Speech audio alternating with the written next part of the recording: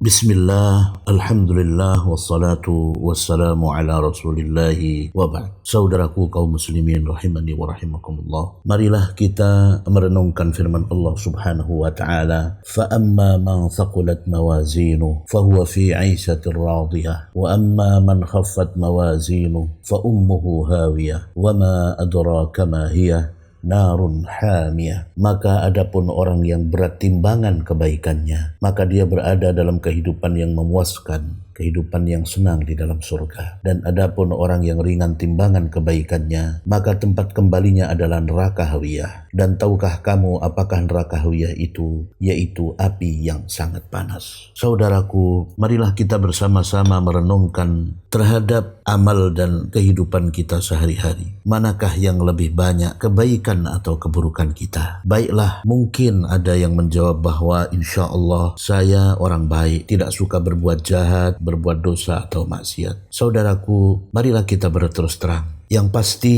setiap hari kita berbuat dosa. Dosa mata, dosa lisan, dosa telinga dan sebagainya. Disadari atau tidak. Dan hampir tiap hari dipastikan kita berbuat dosa tersebut. Lalu bagaimana dengan kebaikan kita? Ya, insya Allah kita telah berbuat baik, telah beribadah kepada Allah, salat, puasa, berdoa, zikir, membaca Al-Quran, sedekah, berbakti kepada orang tua dan sebagainya. Tetapi pertanyaannya saudaraku, apakah kita yakin kebaikan kita itu diterima di sisi Allah subhanahu wa ta'ala? Apakah kita yakin bahwa ibadah dan kebaikan kita itu benar-benar sudah sempurna, sudah ikhlas karena Allah subhanahu wa ta'ala dan sesuai dengan tuntunan Rasulullah sallallahu alaihi wasallam? Oleh karena itu, pada zaman dahulu sebagaimana yang pernah terjadi dan dikisahkan bahwasanya suatu ketika Aisyah radhiyallahu anha bertanya kepada Rasulullah sallallahu alaihi wasallam,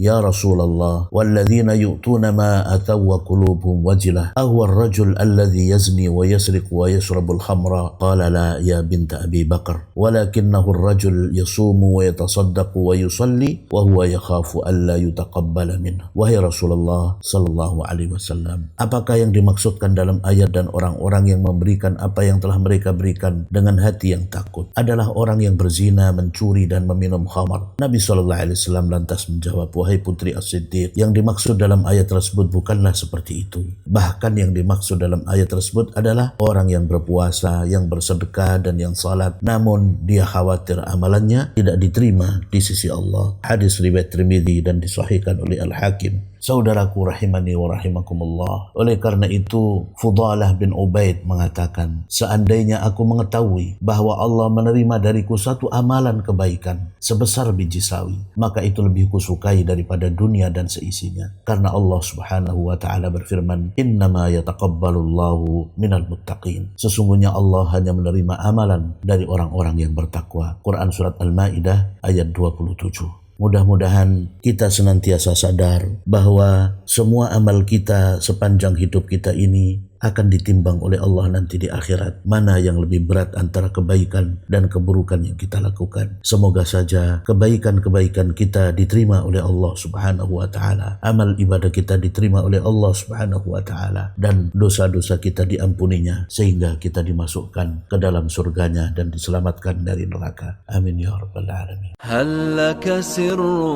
عند الله بينك أنت وبين الله هل لك صدقات تخفى لا يعلمها إلا الله هل لك سر عند الله بينك